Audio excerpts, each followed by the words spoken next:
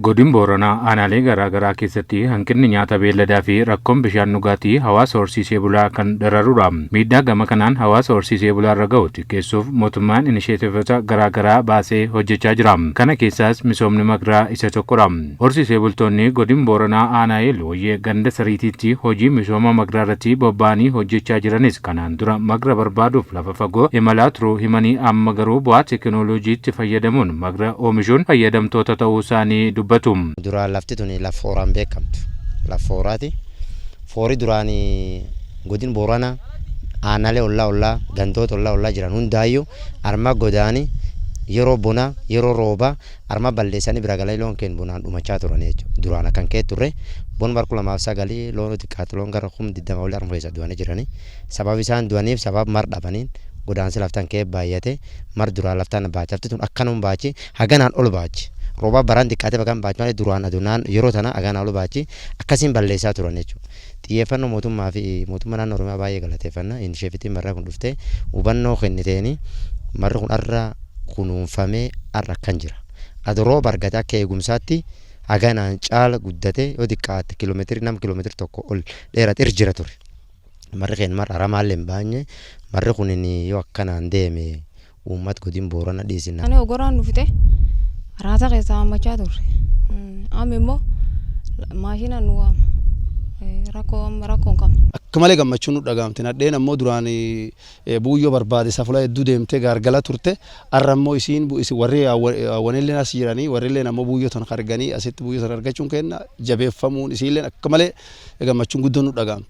Haalli akkasuma akka aanaatiif akka mootummaa kennallee takna bira dhaabatanii eegumsi nu cimsine kanaan miciree adda addaa kan cirrelleen waan kana warrilleen cimsee jabeessee waan kan nu qarqaaranii amma roottoo asii buusanii bishaan aquumati asuma roottoo tanaan buuyyoo toona walti qabatee maashinii tolchanii booshellee asii buusee warri aanallee asii buusanii buuyyoo tanaan akka booshe tanallee nyaataa uumati buuyyoo tanallee hidhataa waan kan akkasiin milkoof tolchaa deemanii jiranii gammachuu guddoon nu dhagaama. Duri lafti yoona tana loona fitan bu'aa waan tokko nu qabdu gaara horre balee duunne. Wakama guyyaa kan balee kayyaa oole. Am laanatu magabaabduma ammanne magal. Am faayidaa guddoo jala argan. Tuulanne bonaanee ganne bonorii turkeeyyan. Bulchaa ittaanaan aanaa Eelooyyee obbo Galmaa Boruu aanichatti hirmaannaa uummataa fi baajata mootummaa birrii miiliyoona 5 oliin lafa hektaara 1,500 magraan misoomsuun kan danda'ame ta'uu himaniiru. Piroojeektii kanaaf tiraakteriin lama kamarri motoriin ogeeyyiin qonna ittiin hojjettu. Meeshaan adda addaa hojii kanaaf oolu akkanatti nu kennanii jiranii. Wanni guddaan ammoo mootummaallee baajet sun qabatee birrii gar miliyoona 5,700 naannoo kana irratti waan bitan malee jechuudha. Ka uummati naannoo kana tuuseerra mancaasee lafti kun akka oomisha marraati qophooftu ka godhame jechuudha. Lafa hektaara 1,500 ka tuuseerra kiliir goone. Akkasitti akkama marri kun akkanatti akka dhaqqabu haa godhan.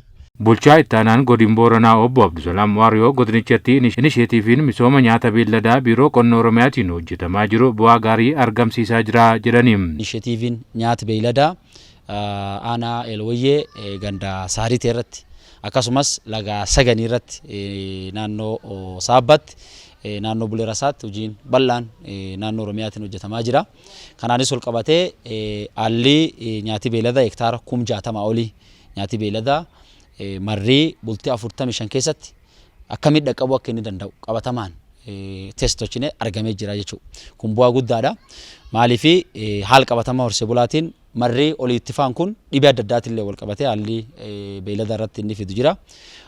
Haalli ammoo marra asitti oomishanii bultii 45 keessatti akkaataa inni dhaqqabuu danda'uun hojiin hojjetame hojii baay'ee abdii namaa kennuu fi hojii qindoominni cimaatiin. Biiroo qonna Oromiyaatti hoogganaa ittaanaan damee misooma beelladaa obbo Toleeraa Dabalaa rakkoo hanqina nyaata beelladaa furuuf lafa hektaara 45,000 irratti magra misoomsuun kan danda'ame ta'uu kaasanii hojii kana babal'isuufis xiyyeeffannoon hojjetamaa jira jedhaniiru. Hojiin kun keessumattuu gammoojjii keessatti gammoojjiiwwan naannoo Oromiyaa keessatti iddoo hanqinni nyaata beelladaa jiru keessatti kallattii kanaan misoomsame yeroo hongeedhaaf yookaan bonni dheeratu iddoo tokkotti kuufamee innaan loon qotee bulaa keenyaa achirraati fayyadamuu danda'amu jedhameeti kan yaadamu.